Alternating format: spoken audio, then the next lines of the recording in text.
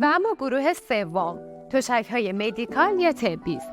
شرکت رویا با تولید اسفنج به صورت تخصصی و با کیفیت بالا برای محصولاتش از طریق ماشین‌آلات اروپایی و همچنین استفاده از مواد اولیه درجه 1 این اطمینان رو میده که محصولاتی با کیفیت و طول عمر مفید بسیار بالا تولید و عرضه میکنه.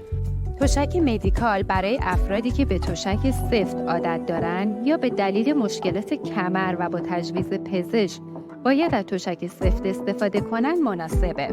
ایجاد کانال‌های هوا توسط دستگاه برش CNC اسفنج که اولین بار توسط شرکت رویا در ایران عرضه شد، باعث گردش مناسب هوا در این تشک‌ها شده.